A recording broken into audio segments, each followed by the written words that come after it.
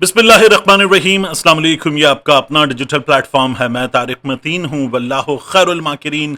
अल्लाह सबसे बेहतर तदबीर फरमाने वाला है, वही बचाएगा मेरे देश को बलाओं से जो बारिश में शजर से घोंसला गिरने नहीं देता, क्योंकि उसकी तदबीर तमाम तदबीर की इमाम है।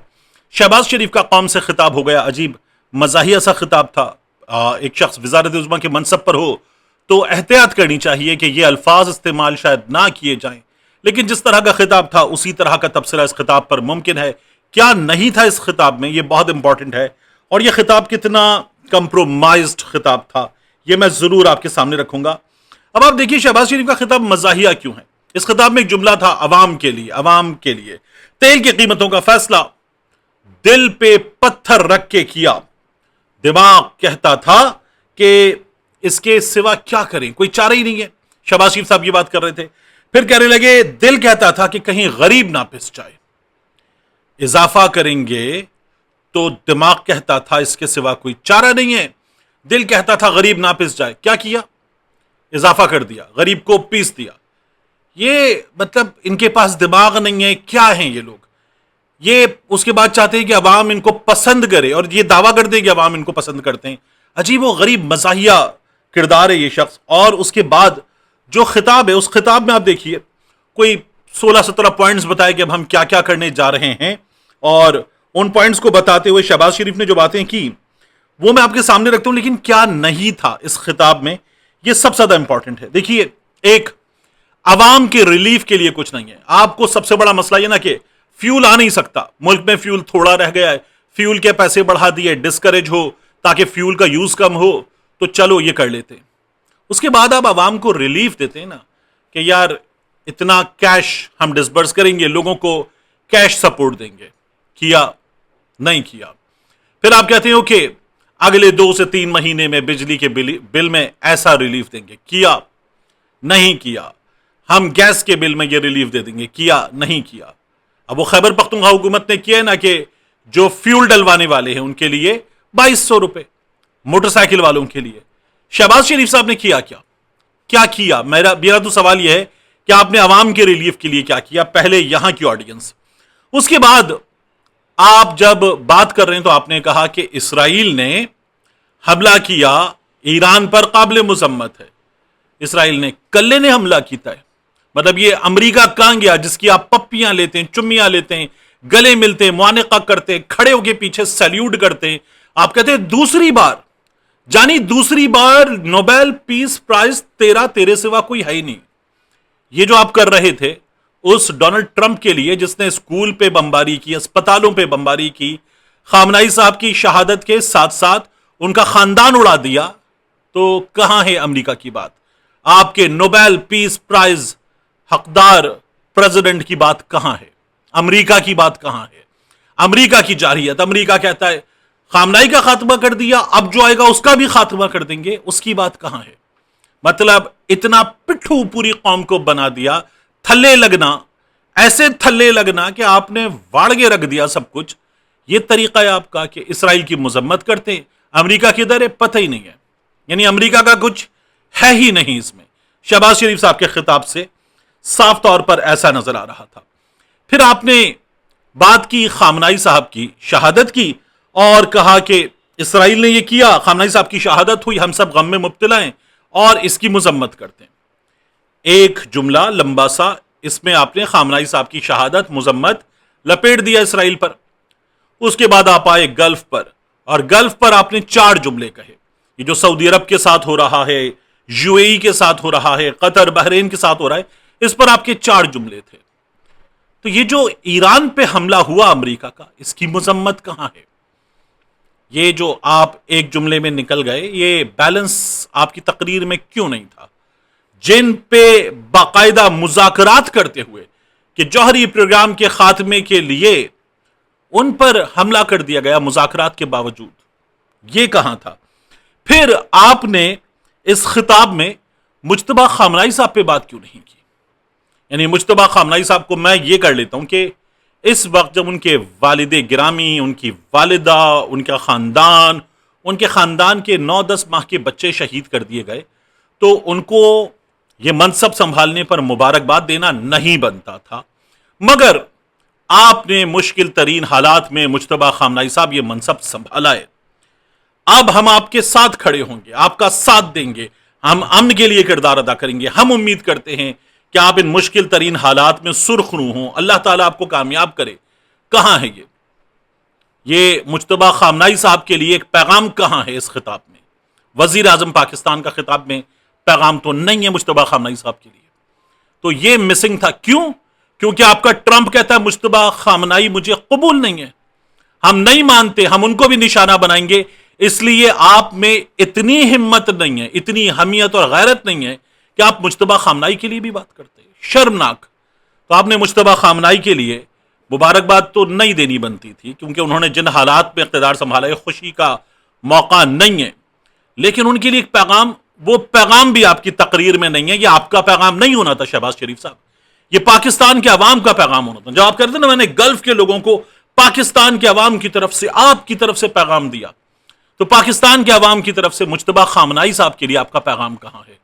आपकी तकरीर यहां पर भी फारिग थी, जीरो। आपकी तकरीर में यहां पर भी जीरो मार्क्स। फिर आप कहते हैं गल्फ की सलामती हमारी सलामती, ईरान की सलामती। गल्फ में से आपका पड़ोसी वाहिद ईरान है। पड़ोस में अमन होगा तो आपके यहां अमन होगा। तो ईरान की सलामती, उस पर आपको तशवीश उस तरह से है ही नहीं जिस तरह से आपको गल्फ के लिए तशवीश है। तो यह भी आपकी तकरीर का एक बहुत ही बुरा पहलू था। फिर फरमाने लगे शहबाज शरीफ साहब कि कीमतें बढ़ गई, वो दिल पे पत्थर रख के अभी और बढ़ेंगी। यानी आपने ये भी बता दिया कि ये जो अब जुमा आएगा आप मजीद बम मारेंगे, अभी और बढ़ेंगी कीमतें।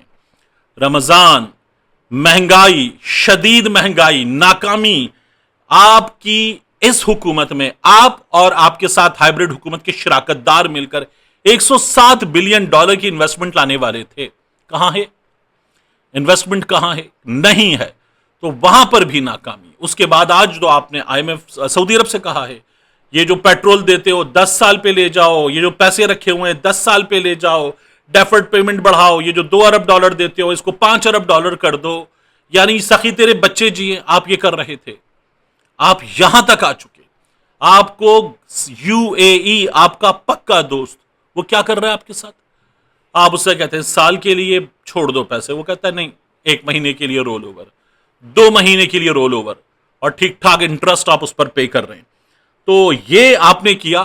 फिर उसके बाद शहबाज शरीफ साहब ने जो इकदामात बताई, जो 16-17 इकदामात का नंबर है ना, इसमें वो आ गए और शहबाज शरीफ साहब कहने लगे कि आइंदा 2 महीने के लिए सरकारी महकमों की गाड़ियों का 50% पेट्रोल कम, एम्बुलेंस और अवामी इस्तेमाल की बसों का इस्तिस्ना होगा, उनमें पेट्रोल पूरी तरह से होगा।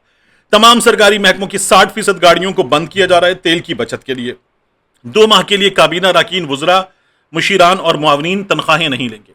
इनके जो महल हैं, ये जो इन महलों की मेंटेनेंस है, फिर वहां पर जितना सब कुछ फ्री है, और फिर उसके बाद दीगर प्रोटोकॉल्स हैं, बंद करें। फिर आगे शहबाज शरीफ साहब कहने लगे अरकान की तनख्वाहों में से 25% कटौती की जाएगी। 20 ग्रेड और उससे ऊपर के अफसरान जिनकी तनख्वाह 3 लाख से जायद है, 2 दिन की तनख्वाह काटकर अवामी रिलीफ के लिए इस्तेमाल होगी। तमाम सरकारी महकमों के तनख्वाहों के अलावा अखराजात में 20% कमी की जा रही है। सरकारी महकमों में गाड़ियों, फर्नीचर, एयर कंडीशनर मुकम्मल तौर पर इन पर पाबंदी आयद कर दी गई है।